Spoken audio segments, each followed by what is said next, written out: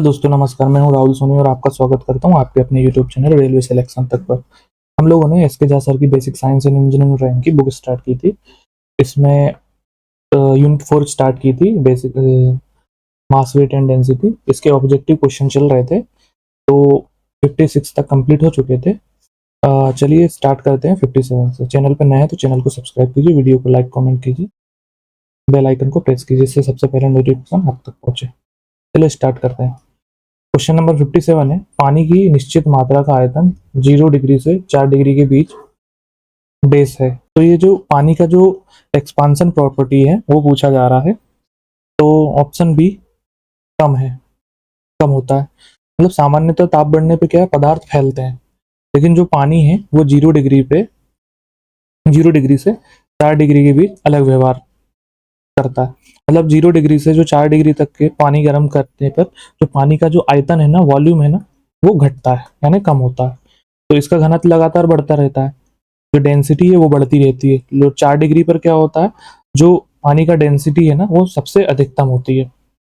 तो option B is the correct answer. Volume घटेगा और जो डेंसिटी है वो बढ़ेगी 4 डिग्री सेंटीग्रेड पे। क्वेश्चन 58 है, यदि कोई पिंड सजातीय नहीं है तो इसका घनत्व इसके डेस की क्रिया है। जो नॉन होमोजेनियस बॉडी है उसकी जो डेंसिटी है वो किसके ऊपर डिपेंड करती है।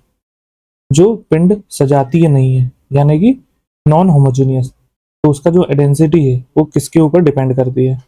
तो ऑप्शन बी स्थान। सजातीय क्या होता है, होमोजेनियस होता है, मतलब वस्तु हर जगह पे, वस्तु की जो डेंसिटी है हर जगह पे एक समान होगी।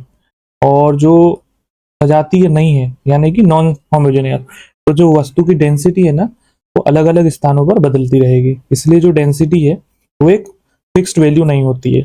तो वस्तु के स्थान वस्तु के किसी भी स्थान पर डेंसिटी निर्भर करती है।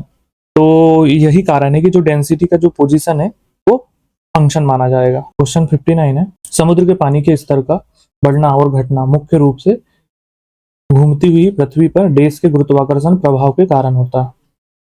तो जो समुद्र है, मतलब क्वेश्चन है जो ये टाइड्स, ज्वार भाटा का मुख्य कारण पूछ रहा है।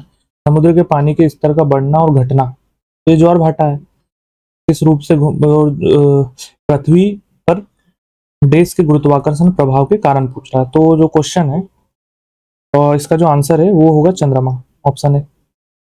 समुद्र का जल स्तर है ना ऊपर नीचे होने पर जो है ना ज्वार भाटा आता है। तो इसका मुख्य कारण क्या है, जो चंद्रमा है, जो मून है, मून पे गुरुत्वाकर्षण बल, मून का जो गुरुत्वाकर्षण बल है, चंद्रमा जो है पृथ्वी के जल को अपनी ओर क्या आकर्षित करता है। तो इसी कारण से जो है हाई टाइड बनता है और लो टाइड बनता है। सूर्य भी इसका प्रभाव डालता है, लेकिन मुख्य प्रभाव चंद्रमा का होता है। तो इसलिए जो ज्वार भाटा है उसके लिए मून सबसे इंपॉर्टेंट रहेगा। क्वेश्चन 60 है, एक वस्तु का वजन पृथ्वी पर x इकाई है, यदि हम उसी वस्तु को चंद्रमा पर ले जाएं तो वहां उसका भार क्या होगा। तो जो अर्थ है और मून है उस पे जो वेट है उसकी तुलना पूछी जा रही है। तो वेट क्या होता है, वेट होता है मास इनटू ग्रेविटी, mg। किसी भी वस्तु पर, मतलब किसी भी वस्तु का जो मास है, मास, किसी भी वस्तु का जो मास है हर जगह में समान होगा। लेकिन मून है, मून पर जो ग्रेविटी है और वो जो अर्थ की ग्रेविटी है उसका 1/6 होती है। इसलिए जो मून है उस पर वेट कम हो जाएगा, मून पर वेट कम हो जाएगा। यदि अर्थ पर भी वेट x गुना कर दें तो मून का जो वेट हो जाएगा वो लगभग x गुना 6 हो जाएगा, तो x/6 हो जाएगा। इसीलिए जो वेट है वो निश्चित रूप से x से कम होगा, x से कम। Option C is the correct answer. Question 61 है, शुद्ध पानी का घनत्व लवण युक्त पानी के घनत्व बेस होता है। जो फ्रेश वाटर है और जो सॉल्ट वाटर है उसकी जो डेंसिटी की तुलना पूछी गई है क्वेश्चन। फ्रेश वाटर और सॉल्ट वाटर, फ्रेश वाटर कौन सा, शुद्ध पानी, और लवण युक्त पानी यानी समुद्र का पानी। तो इसका डेंसिटी की तुलना पूछी गई है, तो ऑप्शन ए करेक्ट आंसर रहेगा। सॉल्ट वाटर की डेंसिटी फ्रेश वाटर की डेंसिटी से ज्यादा रहेगी। सॉल्ट वाटर में घुला हुआ नमक अतिरिक्त मास को ऐड कर देता है। तो इससे क्या होता है, जो वॉल्यूम है उसमें मास बढ़ जाता है, वॉल्यूम में मास बढ़ गया। तो डेंसिटी का फॉर्मूला क्या होता है क्या होता है, मास अपॉन में वॉल्यूम। अब इसलिए जब सॉल्ट का वाटर की डेंसिटी फ्रेश की वाटर की डेंसिटी से अधिक होगी, इसी कारण समुद्र में जो तैरना है ना आसान हो जाता है। फ्रेश वाटर की डेंसिटी सॉल्ट वाटर से कम होगी, मतलब इसका वॉल्यूम बढ़ेगा तो डेंसिटी कम होगी, तो डेंसिटी बढ़ेगी तो वॉल्यूम कम होगा। क्वेश्चन नंबर 62 है, किसी वस्तु के द्रव्यमान घनत्व या घनत्व को उसके डेज के रूप में परिभाषित किया जाता है। द्रव्यमान प्रति इकाई आयतन पर। जो डेंसिटी की है ना मूल परिभाषा पूछी गई है इसमें क्वेश्चन में। तो द्रव्यमान प्रति इकाई आयतन, ऑप्शन ए करेक्ट आंसर रहेगा। डेंसिटी किसी भी पदार्थ का कॉम्पैक्टनेस बताती है, मतलब उसके अंदर में कितनी चीजें घसी घसी है। डेंसिटी का फॉर्मूला क्या है, rho upon upon mass upon volume. Rho equal to mass upon volume, अर्थात यूनिट है वो वॉल्यूम में कितना मास है, प्रति यूनिट में कितना मास है वो बताता है। इसकी एसआई यूनिट क्या होती है, किलोग्राम प्रति मीटर क्यूब। अब इंजीनियरिंग में जो फ्लूइड मैकेनिज्म है ये सबसे इंपॉर्टेंट प्रॉपर्टीज होती है। क्वेश्चन 63 है, मान ले कि डब्ल्यू ई और डब्ल्यू एम क्रमशः पृथ्वी और चंद्रमा पर किसी वस्तु का भार है। मतलब अर्थ का वेट और जो मून का वेट है वो अर्थ के वेट बटे मून के वेट का अनुपात कितना है, निम्न में से बराबर होगा, किसके बराबर होगा। तो ऑप्शन सी 6। जो अर्थ का वेट है और मून का वेट है उसका रेशियो पूछ रहे हैं।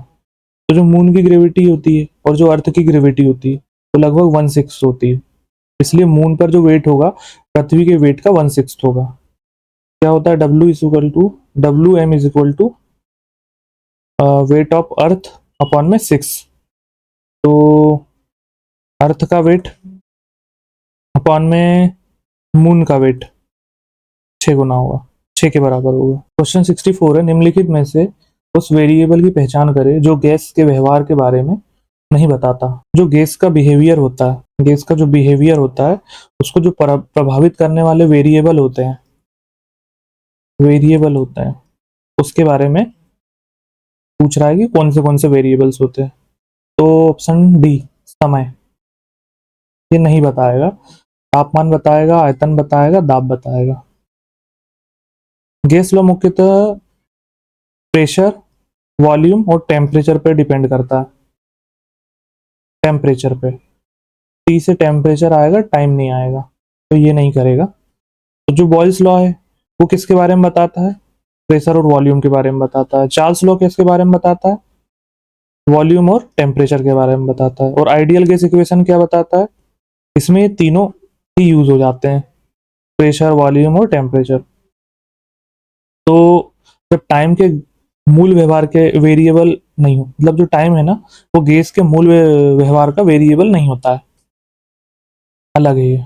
क्वेश्चन 65 है, किसी आदर्श गैस के घनत्व को डैश को आधा करके 2 गुना किया जा सकता है। ऑप्शन ए परम ताप पर, मतलब जो आइडियल गैस डेंसिटी है उस किस पैरामीटर पर बदलने से 2 गुनी हो जाती है।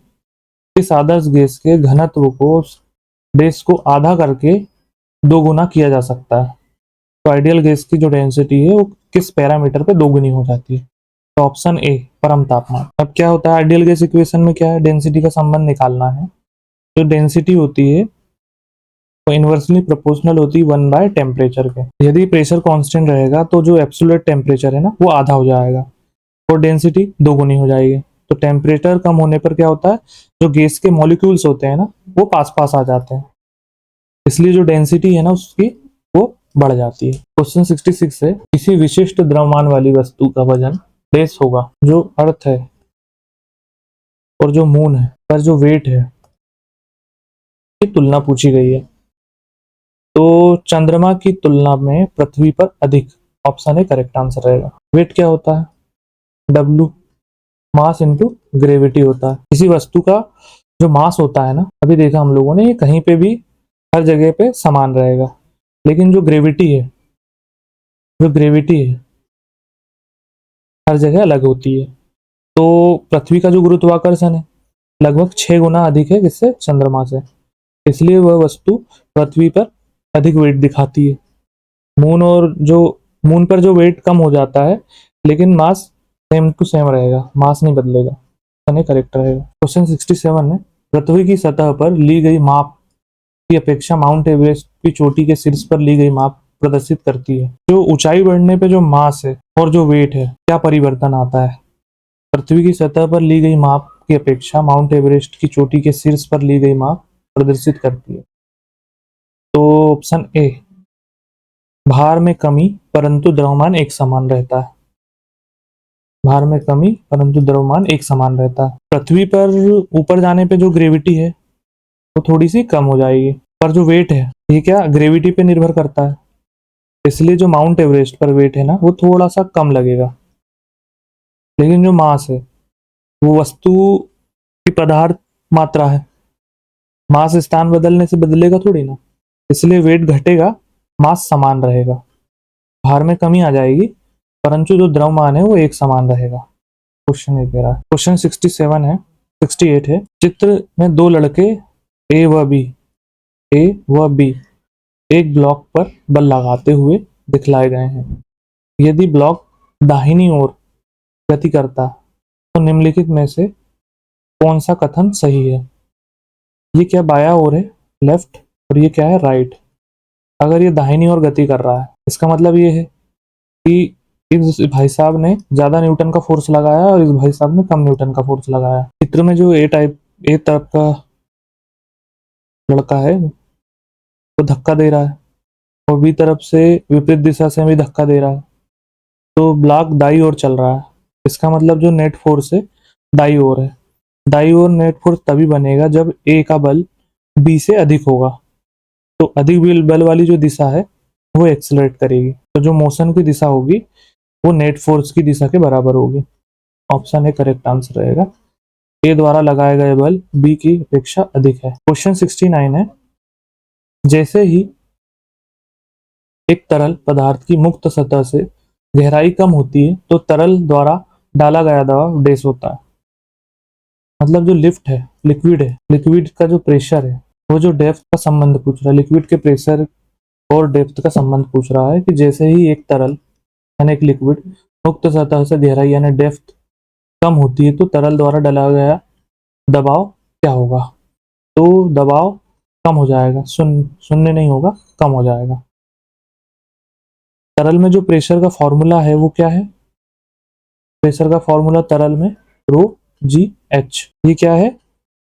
तरल का प्रेशर का फॉर्मूला है, तरल में प्रेशर का फॉर्मूला। एच क्या है यहाँ पे? डेप्थ है, हाइट, डेप्थ ऑफ हाइट है। मतलब डेप्थ ऑफ हाइट जितनी अधिक होगी प्रेशर उतना अधिक होगा, क्योंकि इनवर्स प्रोपोर्शनल है यानी समानुपाती है। यदि गहराई कम होगी तो प्रेशर भी कम होगा, इसलिए सतह के पास प्रेशर कम होता है। डेप्थ बढ़ेगी तो जो प्रेशर है ना वो भी बढ़ जाएगा। क्वेश्चन 70 है, उत्क्षेप बल और भार कार्य करते हैं। उत्क्षेप बल क्या होता है? बियॉन्ड से फोर्स, और जो वेट है उसकी जो डायरेक्शन है वो पूछी जा रही है।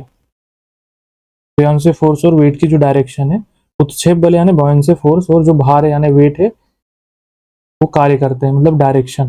तो जो ऑप्शन बी है विपरीत दिशा में, जैसे एक नाव है वो अपने वजन के बराबर पानी को हटाएगी तो उसके ऊपर जस्ट विपरीत बियॉन्ड से फोर्स लगेगा, तो वो विपरीत लगता है।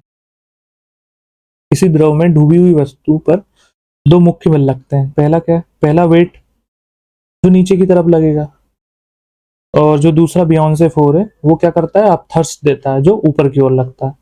दोनों बल एक दूसरे की विपरीत दिशा में कार्य करता है, तो इन्हीं के संतुलन पे कोई वस्तु तैरती है और डूबती है। क्वेश्चन नंबर 71 है, जहाजों की गति में वृद्धि डेज पर आधारित है। जो शिप का फ्लोटेशन है का मूल सिद्धांत पूछ रहा है। ऑप्शन ए आर्किमिडीज का सिद्धांत।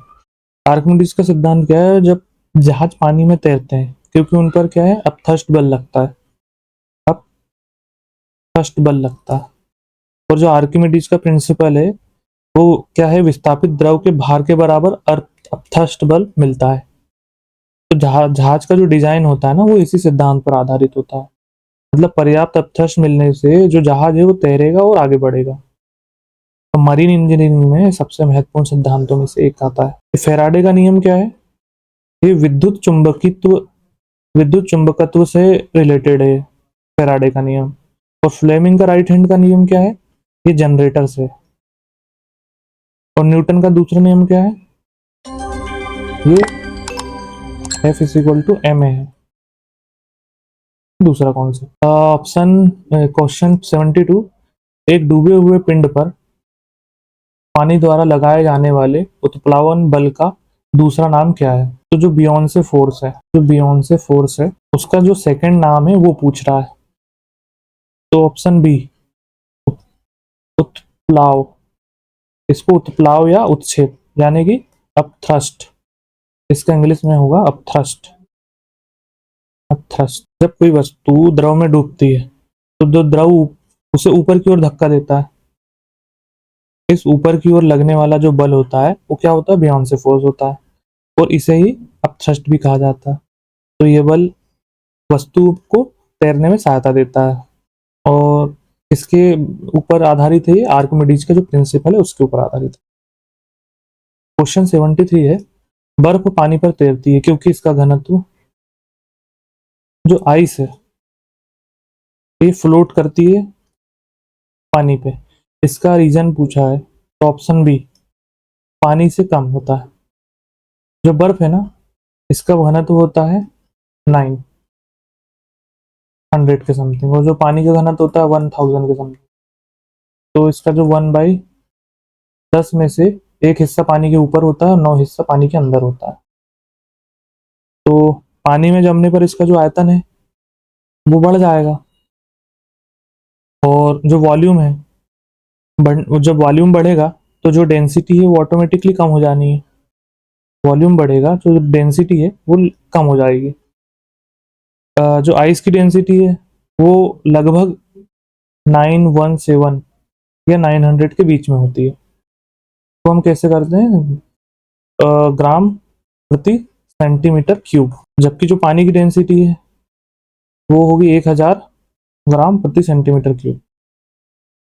तो कम डेंसिटी वाली वस्तु ज़्यादा डेंसिटी वाले द्रव पर तैरती है, इसलिए बर्फ पानी में तैरेगी। क्वेश्चन 74 है, सापेक्ष घनत्व डैश के बराबर है? IAS प्री 2012 में पूछा गया।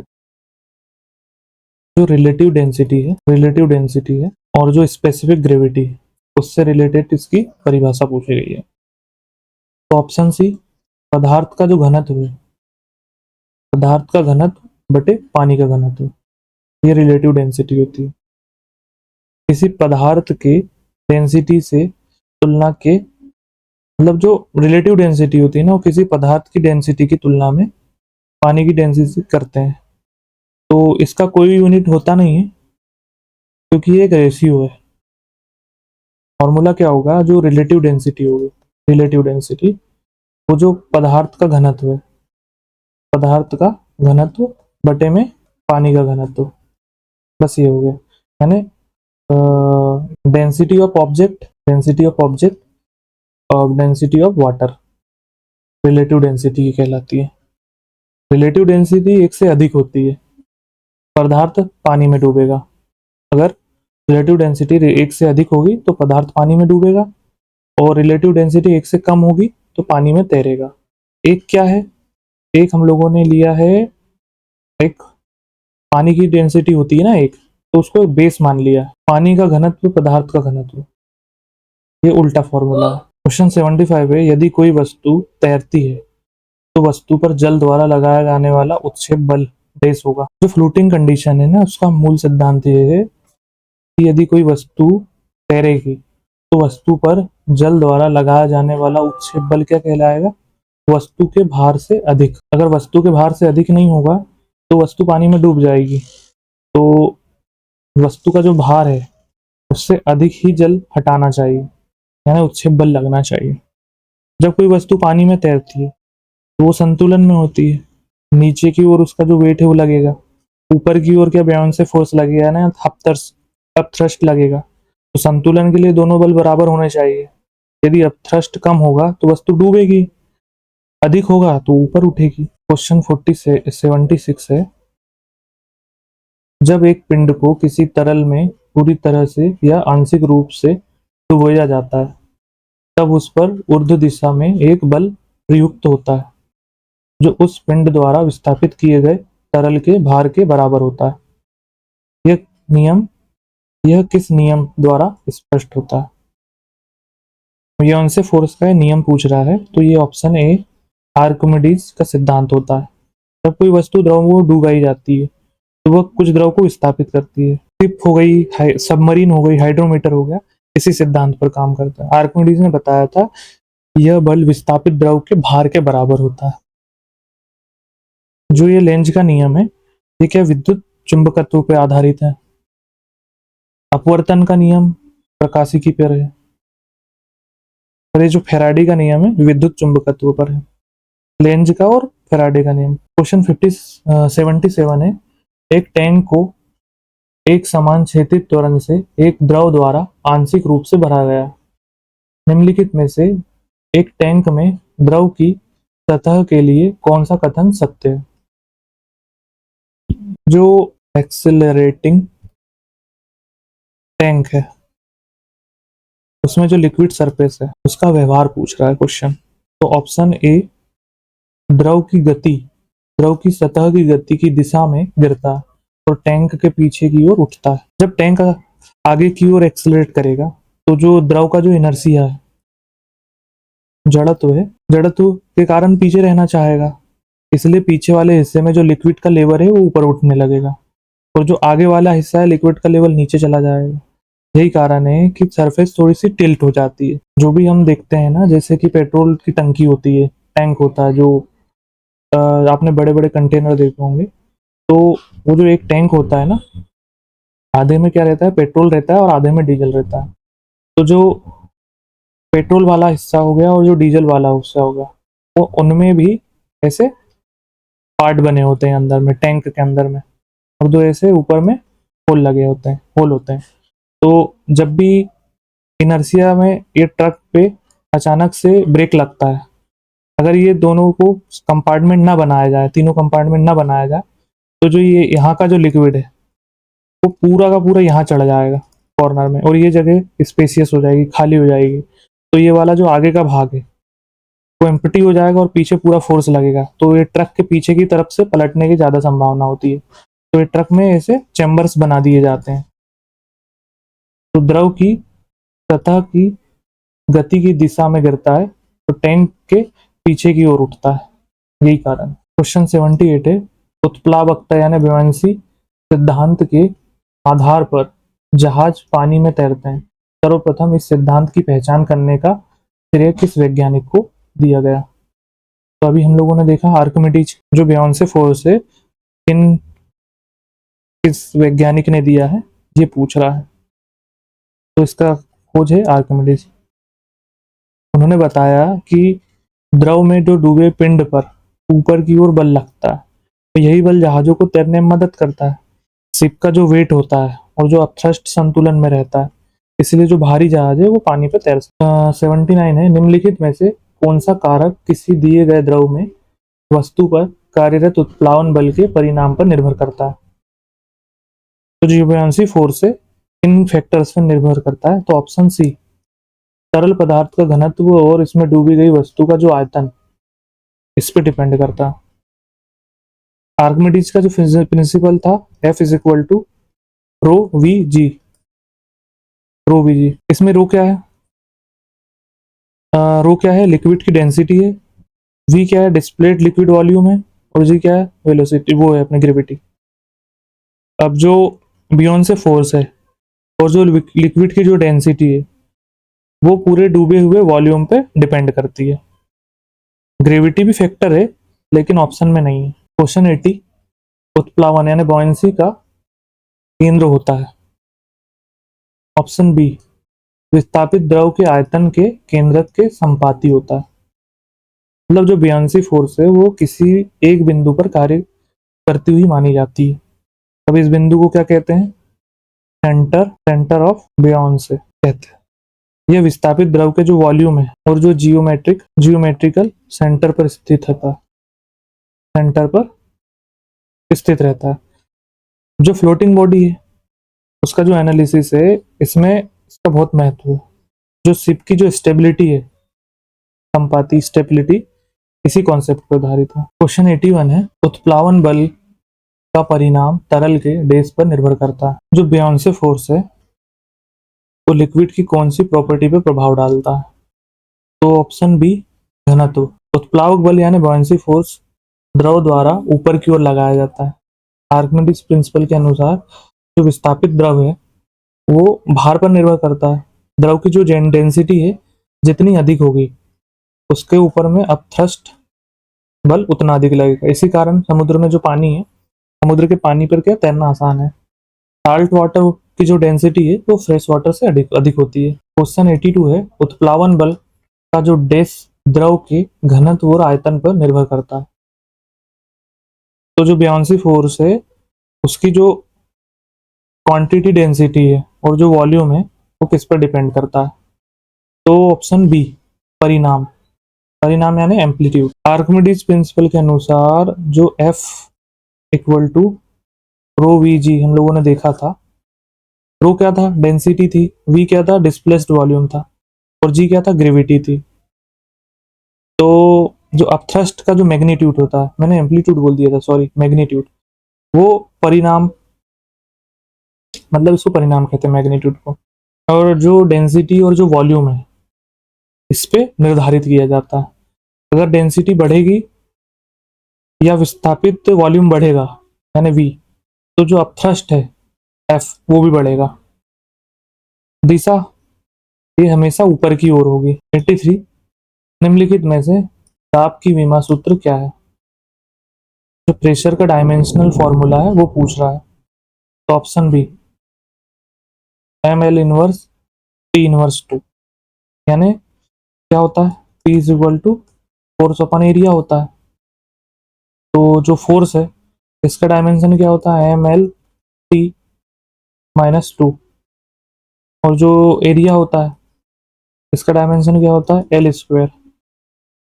तो इसीलिए एक एल से एक एल कट जाएगा तो क्या बचेगा? एम एल, एक एल बचा ना, तो -1 टी माइनस 2। तो दाब का जो वीमा है M L inverse T inverse 2। ये किसका है? ये फोर्स का है, एफ का है, फोर्स का डायमेंशन है। और ये है ना, ये गलत है, ये भी गलत है। क्वेश्चन 84 है, यदि एक बांध में जल की गहराई h है तथा a जल का अनुप्रस्थ क्षेत्रफल है तो t बांध की जो मोटाई है तब बांध की दीवार पर लगने वाला दाब किस प्रकार निर्भर होगा? जो हाइड्रोस्टैटिक प्रेशर होता है ना, वो किन फैक्टर्स पे डिपेंड करता है? क्वेश्चन ये पूछ, हाइड्रोस्टैटिक प्रेशर। यदि एक बांध जल की गहराई h तथा a जल का अनुप्रस्थ क्षेत्रफल t बांध की मोटाई तब बांध की दीवार पर लगने वाला दाब किस प्रकार निर्भर करता है? तो इनमें से कोई नहीं। द्रव का जो प्रेशर फॉर्मूला होगा वो क्या होगा? P is equal to rho G H. Pressure केवल डेंसिटी, ग्रेविटी और डेप्थ यानी h इसके ऊपर डिपेंड करता है। तो एरिया दे दिया इसमें, इस पे भी नहीं डिपेंड करेगा। टी थिकनेस दे दी, इस पे भी डिपेंड नहीं करेगा, इसमें भी एरिया है। तो इनमें से कोई नहीं। अगर रो होता, जी होता, एच होता तो वो ऑप्शन आ जाता। 85 है, जब पानी से भरे हुए एक बीकर में एक कॉर्क और कील को रखा जाता है तो कॉर्क तैरता है जबकि जो कील है डूब जाती है। इसके पीछे का कारण क्या है? फ्लोट और सिंक के बारे में पूछ रहा है। तो इसका आंसर होगा ऑप्शन बी, लोहे की कील का घनत्व पानी के घनत्व से अधिक होता है। कोई भी वस्तु तभी तैरेगी जब उसकी डेंसिटी द्रव से कम होगी। अब जो कॉर्क है उसकी डेंसिटी पानी से कम होती है, लगभग 2.5 के समथिंग में होती है कॉर्क की। अब जो आयरन बॉल होती है उसकी डेंसिटी बहुत ज़्यादा होती है। तो कॉर्क की जो वस्तु है वो पानी में तैरेगी क्योंकि पानी की डेंसिटी 1 होती है, और जो आयरन की बॉल होगी उसकी डेंसिटी 1 से ज़्यादा होगी तो वो पानी में डूब जाएगी। तो ऑप्शन बी, लोहे की कील का घनत्व पानी के घनत्व से अधिक होगा। क्वेश्चन 86 है, दाब को बेस के रूप में परिभाषित किया गया है। जो प्रेशर है उसकी मूल परिभाषा पूछी गई है। तो ऑप्शन डी, प्रणोद यानी थ्रस्ट प्रति इकाई क्षेत्रफल। प्रेशर किसी सतह पर लगने वाला जो थ्रस्ट है ना उसका प्रभाव बताता है। प्रेशर का फॉर्मूला क्या देखा हम लोगों ने, P is equal to thrust upon में area. Pressure equal to thrust upon में एरिया होता है। अगर एरिया कम होगा तो प्रेशर बढ़ेगा, एरिया अधिक होगा तो प्रेशर घटेगा। इसी कारण से जो सुई की जो नोक है नुकीली बनाई जाती है। जो प्रेशर का जो एसआई यूनिट होगा वो क्या होगा, पास्कल होगा, पास्कल। और जो इसकी विमा होगी मतलब डायमेंशन होगी न्यूटन प्रति मीटर स्क्वायर होगी। तो ये मास और एक्सेलरेशन का गुणनफल क्या कहलाता है, ये फोर्स कहलाता है। फोर्स। वेट पर यूनिट, भार प्रति इकाई आयतन क्या होता है, ये स्पेसिफिक वेट होता है। और ये क्या, द्रव्यमान प्रति इकाई, ये डेंसिटी होती है। द्रव्यमान प्रति इकाई आयतन m अपन v, ये डेंसिटी हुई। क्वेश्चन 87 है, निम्न में से किसका घनत्व जल के घनत्व से अधिक होता है। तो देख लेते हैं, वाटर से अधिक डेंसिटी वाली वस्तु पहचाननी है हमको। तो सबसे ज्यादा तो लोहे की किल्की होगी, जो कॉर्क हो गया, आइस हो गया, जो थर्माकोल हो गया, ये तीनों की डेंसिटी पानी से कम होगी। क्वेश्चन 88 है, एक सदिश राशि में परिमाण और दिशा दोनों होते हैं, एम्पलीट्यूड और दिशा दोनों होते हैं, जबकि अदिश राशि में केवल परिमाण होता है, दिशा नहीं होती। इसलिए अदिश राशि कौन सी है, जो स्केलर क्वांटिटी और जो वेक्टर क्वांटिटी में अंतर पूछ रहा है। तो ऑप्शन ए अदिश राशि। जो अदिश राशि होती है उसमें केवल मैग्नीट्यूड होता है, यानी परिमाण ओनली होता है। तो दाब में केवल परिमाण है। और जो वेक्टर क्वांटिटी होती है इसमें क्या, परिमाण और दिशा दोनों होती है। तो प्रेशर क्या है, एक स्केलर क्वांटिटी है, वो केवल परिमाण है। और ये जो डिस्प्लेसमेंट है, फोर्स है और जो संवेग है, ये तीनों क्या है, वेक्टर है। वेक्टर है, ये भी वेक्टर है और ये भी वेक्टर है। दोनों में परिमाण भी है, दिशा भी है, तीनों में। क्वेश्चन 89, एकांक पदार्थ के घनत्व को डैश के रूप में परिभाषित किया जाता है। तो डेंसिटी की डेफिनेशन पूछी जा रही है। तो option A is the correct answer. द्रव्यमान प्रति इकाई आयतन, mv। द्रव्यमान प्रति इकाई आयतन। डेंसिटी बताती है कि पदार्थ में कितना मास भरा हुआ है। तो डेंसिटी क्या होगी, मास अपन में वॉल्यूम। इसकी यूनिट क्या थी, किलोग्राम प्रति metre cube. Mass into acceleration, ये क्या है, ये फोर्स है। थ्रस्ट पर यूनिट एरिया, अभी देखा था हम लोगों ने, ये प्रेशर हो गया। वेट पर यूनिट वॉल्यूम, ये क्या हो गया, स्पेसिफिक वेट हो गया। क्वेश्चन 90 है, किस तापमान पर पानी का घनत्व अधिकतम होता है। तो वाटर का जो मैक्सिमम डेंसिटी होती है वो किस टेम्परेचर पे होती है। तो ऑप्शन डी, 4 डिग्री सेंटीग्रेड। पानी क्या है, 0 डिग्री से जब 4 डिग्री तक के हम लोग गर्म करते हैं तो वो सिकुड़ता है, ज़्यादा डेंस होता है। इस दौरान में जो है ना उसका वॉल्यूम कम होगा, डेंसिटी बढ़ेगी तो वॉल्यूम कम होगा, और वॉल्यूम कम होगा तो डेंसिटी बढ़ेगी। तो 4 डिग्री सेंटीग्रेड पर जो डेंसिटी है वो मैक्सिमम हो जानी है। इसके बाद टेम्परेचर बढ़ने पे डेंसिटी फिर से कम होने लगती है। 91 है, जैसे ही एक तरल पदार्थ की मुक्त सतह से गहराई बढ़ती है, तरल पदार्थ द्वारा डाला गया दबाव बेस होता है। तो जो लिक्विड प्रेशर है और जो डेप्थ है उसके संबंध में कॉन्सेप्ट पूछा गया है। तो option B, option C correct answer होगा, बढ़ जाएगा। द्रव में जो प्रेशर की गहराई पर निर्भर करता है, द्रव है ना प्रेशर की गहराई पर निर्भर करता है। ठीक क्या है, रो जी एच यानी रो एच क्या है, ये डेप्थ है। बढ़ने पर क्या है, प्रेशर भी बढ़ेगा। इसी कारण बांध की जो दीवार है नीचे की ओर अधिक मोटी बनाई जाती है। तो समुद्र में नीचे जाने पर क्या होता है, प्रेशर बहुत तेजी से बढ़ता है। तो जो डाइवर्स होते हैं ना, जो नीचे पानी में जाते हैं, तो उनका जो सूट होता है ना, इसलिए उसको आवश्यकता होती है सूट की, डाइवर्स को। क्वेश्चन 92 है, ऊंचाई पर उड़ते हुए विमान के केबिन के अंदर का दबाव डेस होता है। जो एयरक्राफ्ट का केबिन होता है ना उसका जो प्रेशर है ना वो पूछा गया है। तो ऑप्शन सी, भार की तुलना में अधिक होता है। ऊंचाई बढ़ने पर जो बाहरी एटमॉस्फेयर है ना, उसका जो प्रेशर है वो कम हो जाएगा, और केबिन का जो प्रेशराइजेशन है ना, ना वो ना होगा तो क्या होगा, यात्रियों को सांस लेने में परेशानी होगी। तो एयरक्राफ्ट का जो केबिन होता है ना, उसमें आर्टिफिशियल जो प्रेशर है ना वो बनाए रखा जाता है। अब जो प्रेशर होता है वो बाहर के प्रेशर से अधिक होता है, इसी कारण ऊंचाई पर यात्री सामान्य महसूस करते हैं। क्वेश्चन 93 है, एक निश्चित तापमान पर वायु का दबाव डैश के अनुपातिक होता है। तो ऑप्शन बी, ऑप्शन ए होगा घनत्व। प्रेशर और डेंसिटी का संबंध पूछा है, तो आइडियल गैस रिलेशन से अनुसार जो प्रेशर है और जो गैस डेंसिटी संबंध होता है। यदि टेम्परेचर स्थिर रहेगा तो जो प्रेशर है वो डेंसिटी के समानुपाती होगी, और डेंसिटी बढ़ेगी तो जो मॉलिक्यूल है उनकी संख्या भी बढ़ जानी है। तो फिर जब संख्या बढ़ेगी मॉलिक्यूल की, उनके बीच की जो टक्कर है वो भी ज़्यादा होगी, इससे क्या प्रेशर बढ़ जाएगा। क्वेश्चन 94 है, पानी का घनत्व क्या है।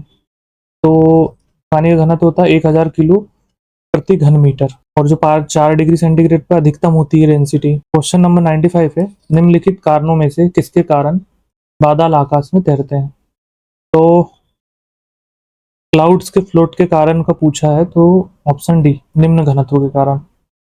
बादल जल की सूक्ष्म बूंदों और जल वाष्प से बने होते हैं, तो उनका जो इफेक्टिव डेंसिटी होती है ना, वो आसपास की जो हवा है उसके बराबर या कम होती है।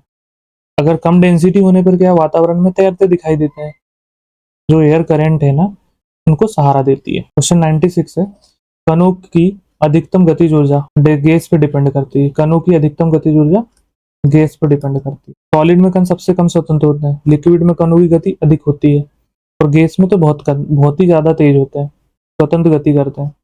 तो जो गैस है ना उसमें सबसे अधिक गति होती है, इसलिए जो काइनेटिक एनर्जी है ना वो सबसे ज़्यादा गैस में होती है। 97 है, वह स्थिति जिसके अणुवीय आकर्षण अत्यधिक दृढ़ होते हैं। तो जो इंटरमोलिकुलर फोर्स है ना सबसे ज़्यादा अधिक किस में होता है, तो वो होता है ठोस में।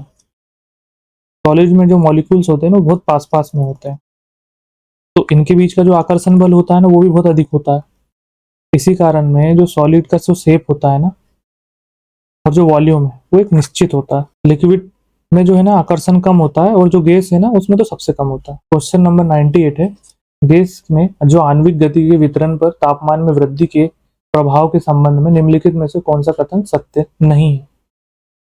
तो ऑप्शन बी, सबसे संभावित गति के साथ अणुओं का अंश बढ़ता है। मैक्सवेल स्पीड डिस्ट्रीब्यूशन का कंसेप्ट पूछा गया है कि टेम्परेचर बढ़ने पे जो मॉलिक्यूल है उनकी एवरेज स्पीड है ना वो बढ़ती है। अब जो डिस्ट्रीब्यूशन कर्व है वो फैल जाता है, इससे क्या होता है मोस्ट प्रोबेबल जो स्पीड है ना वो भी बढ़ती है, लेकिन जो पीक हाइट है वो कम हो जाती है। क्वेश्चन 99 है, निम्न में से क्या आर्किमिडीज के सिद्धांत पर आधारित नहीं है। तो जो ऑडोमीटर है ये आर्किमिडीज के सिद्धांत पर आधारित नहीं है, बाकी हाइड्रोमीटर है, पनडुब्बी है, इलेक्ट्रोमीटर है, तीनों ही है। ऑडोमीटर केवल दूरी के लिए होता है, दूरी मापता है। लोकोमीटर आर्किमिडीज पे है, पनडुब्बी भी आर्किमिडीज पे है, हाइड्रोमीटर भी आर्किमिडीज पे है। क्वेश्चन नंबर 100 है, वस्तुतः किसी गैस द्वारा पात्र के दीवार पर लगाया गया बल गैस के अणुओं के दीवार के टकराने के कारण उनके संवेग में परिवर्तन का कहलाता है। मतलब काइनेटिक थ्योरी का जो गैस का मूल कॉन्सेप्ट है वो पूछा है। जो गैस के मॉलिक्यूल होते हैं वो क्या करते हैं, लगातार रैंडम मोशन करते रहते हैं, मतलब रैंडमनेस शो करते हैं। वे पात्र की दीवारों पर बार बार टकराते हैं, तो टक्कर के समय जो उनका मोमेंटम बदलता है, तो वो जो मोमेंटम चेंज होता है ना वो एक फोर्स को जनरेट करता है, और जो फोर्स है वो प्रेशर के रूप में दिखाई देता है। तो option D is the correct answer, संवेग में परिवर्तन। दोस्तों आज के लिए इतना ही रखते हैं, 100 क्वेश्चन हो गए हैं, आगे का नेक्स्ट क्लास में करेंगे। तब तक के लिए गुड बाय। वीडियो को कमेंट करना, चैनल को सब्सक्राइब करना।